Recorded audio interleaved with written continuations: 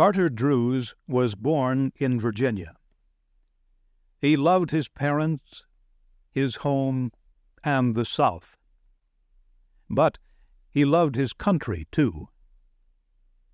And in the autumn of 1861, when the United States was divided by a terrible civil war, Carter Druse, a Southerner, decided to join the Union Army of the North. He told his father about his decision one morning at breakfast. The older man looked at his only son for a moment, too shocked to speak. Then he said, "As of this moment, you are a traitor to the South. Please don't tell your mother about your decision. She's sick, and we both know she has only a few weeks to live." Carter's father paused, again looking deep into his son's eyes. "Carter," he said, "no matter what happens, be sure you always do what you think is your duty." Both Carter Druse and his father left the table that morning with broken hearts. And Carter soon left his home and everyone he loved to wear the blue uniform of the Union soldier. One sunny afternoon, a few weeks later, Carter Druse lay with his face in the dirt by the side of a road. He was on his stomach, his arms still holding his gun. Carter would not receive a medal for his actions.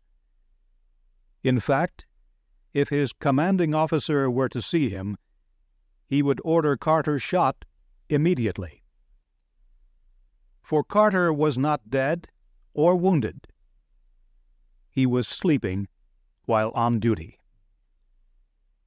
Fortunately, no one could see him. He was hidden by some bushes growing by the side of the road. The road Carter Druse had been sent to guard was only a few miles from his father's house. It began in a forest down in the valley and climbed up the side of a huge rock. Anyone standing on the top of this high rock would be able to see down into the valley. And that person would feel very dizzy looking down. If he dropped a stone from the edge of this cliff, it would fall for 600 meters before disappearing into the forest in the valley below. Giant cliffs, like the one Carter lay on, surrounded the valley. Hidden in the valley's forest were 5 Union regiments, thousands of Carter's fellow soldiers. They had marched for 36 hours. Now they were resting, but at midnight they would climb that road up the rocky cliff. Their plan was to attack by surprise an army of Southerners camped on the other side of the cliff.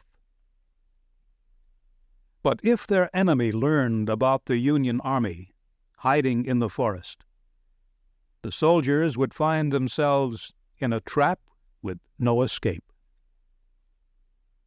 That was why Carter Druse had been sent to guard the road.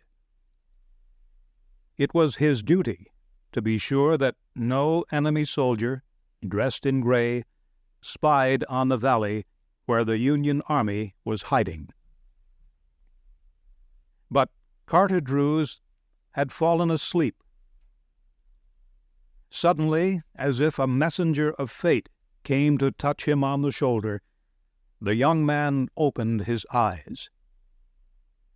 As he lifted his head, he saw a man on horseback, standing on the huge rocky cliff that looked down into the valley. The rider and his horse stood so still that they seemed made of stone. The man's gray uniform blended with the blue sky and the white clouds behind him. He held a gun in his right hand and the horse's reins in the other. Carter could not see the man's face because the rider was looking down into the valley. But the man and his horse seemed to be of heroic, almost gigantic size, standing there motionless against the sky. Carter discovered he was very much afraid, even though he knew the enemy soldier could not see him hiding in the bushes. Suddenly the horse moved, pulling back its head from the edge of the cliff. Carter was completely awake now. He raised his gun, pushing its barrel through the bushes, and he aimed for the horseman's heart. A small squeeze of the trigger, and Carter Drews would have done his duty.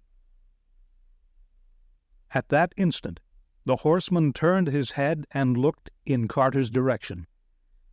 He seemed to look at Carter's face, into his eyes, and deep into his brave, generous heart. Carter's face became very white. His entire body began shaking. His mind began to race, and in his fantasy, the horse and rider became black figures, rising and falling in slow circles against a fiery red sky. Carter did not pull the trigger. Instead, he let go of his gun and slowly dropped his face until it rested again in the dirt. Brave and strong as he was, Carter almost fainted from the shock of what he had seen. Is it so terrible to kill an enemy who might kill you and your friends? Carter knew that this man must be shot from ambush without warning. This man must die without a moment to prepare his soul, without even the chance to say a silent prayer. Slowly, a hope began to form in Carter Drews's mind. Perhaps the Southern soldier had not seen the Northern troops. Perhaps he was only admiring the view. Perhaps he would now turn and ride carelessly away. Then Carter looked down into the valley so far below. He saw a line of men in blue uniforms and their horses slowly leaving the protection of the forest. A foolish Union officer had permitted his soldiers to bring their horses to drink at a small stream near the forest, and there they were in plain sight. Carter Drews looked back to the man and horse standing there against the sky. Again he took aim, but this time he pointed his gun at the horse. Words rang in his head, the last words his father ever spoke to him. No matter what happens, be sure you always do what you think is your duty. Carter Drews was calm as he pulled the trigger of his gun.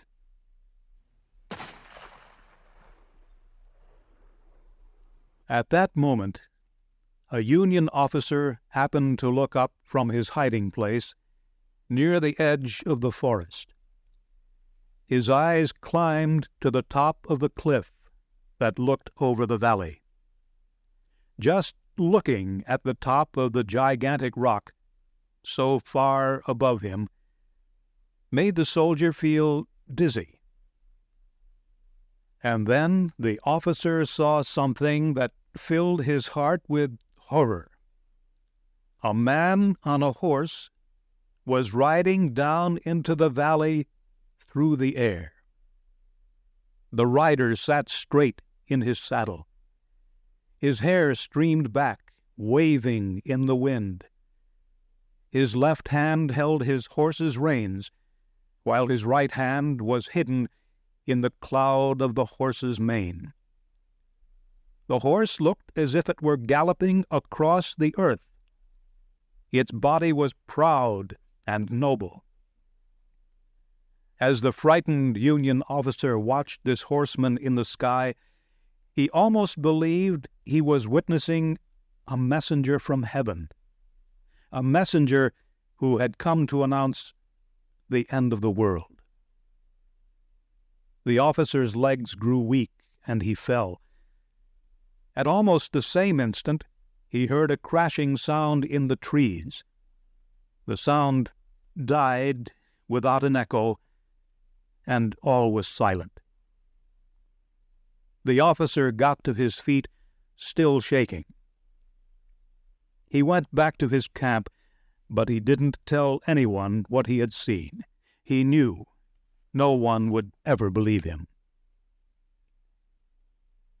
Soon after firing his gun, Carter Druse was joined by a Union sergeant. Carter did not turn his head as the sergeant kneeled beside him. "Did you fire?" the sergeant whispered. "Yes." "At what?" "A horse. It was on that rock. It's not there now. It went over the cliff." Carter's face was white, but he showed no other sign of emotion. The sergeant did not understand. "See here, Druse," he said after a moment's silence. "Why are you making this into a mystery? I order you to report. Was there anyone on the horse?" "Yes." "Who?"